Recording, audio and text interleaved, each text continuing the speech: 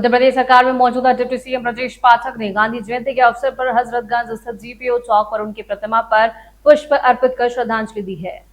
आपको बता दें कि पुष्प अर्पित करने के बाद गांधी जी के बारे में बताते हुए कहा जा रहा है कि गांधी जी के सपनों को लेकर आज हमारी भाजपा सरकार चल रही है। उनके विचारों को आगे बढ़ाने का कार्य हो रहा है। स्वच्छ भारत मिशन के तहत आज हम भारत देश को एक साफ और स्वच्छ बनाने की कोशिश कर रहे हैं। प्रधानमंत्री नरेंद्र मोदी ने एक विचार बनाया है कि हमें देश को साफ और स्वच्छ बनाना है। इसी के चलते मोदी जी ने 2 अक्टूबर को स्वच्छता दिवस के रूप में मनाने की घोषणा की है और हम सब मिलकर गांधी जी के इस मिशन को आगे बढ़ाएंगे। आज हम मिलकर गांधी जी को याद करते हुए प्रण लेते हैं कि देश को स्वच्छ बनाएंगे और भारत को आगे लेकर जाएंगे। आजादी की लड़ाई में संघर्ष किया,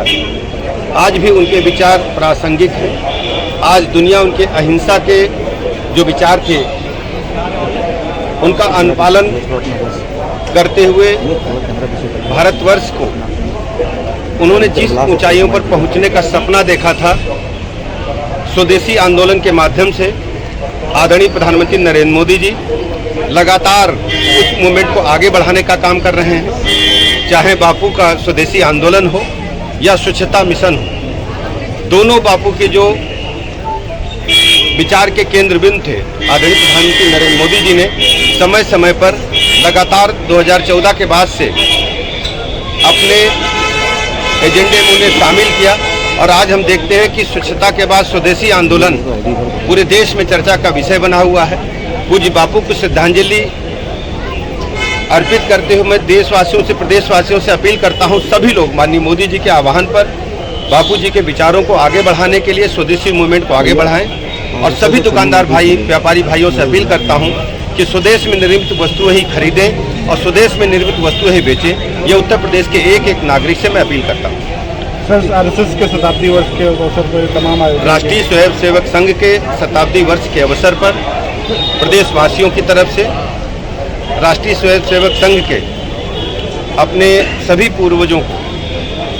हृदय की गहराइयों से श्रद्धासुमन अर्पित करता हूं। वास्तव में दुनिया में एक ऐसा संगठन आरएसएस के रूप में भारतवर्ष में काम कर रहा है जो राष्ट्रीयता की भावना के साथ ओतप्रोत होकर युवाओं की एक ऐसी टोली तैयार करने में सफल रहा है, बूथ स्तर से लेकर के, ग्राम स्तर से लेकर के केंद्र राष्ट्रीय स्तर तक, कि जो भारत का जो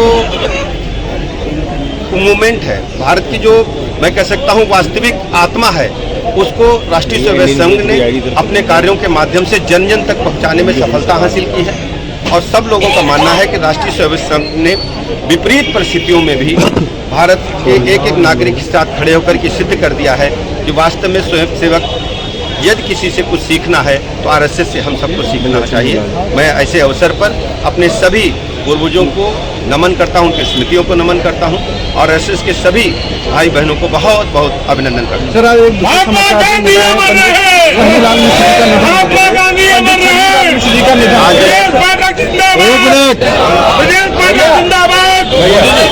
आज पंडित छन्नूलाल मिश्र जी हम सब के नहीं रहे। वो भारत के साथी संगीत के बहुत बड़े पुरोधा थे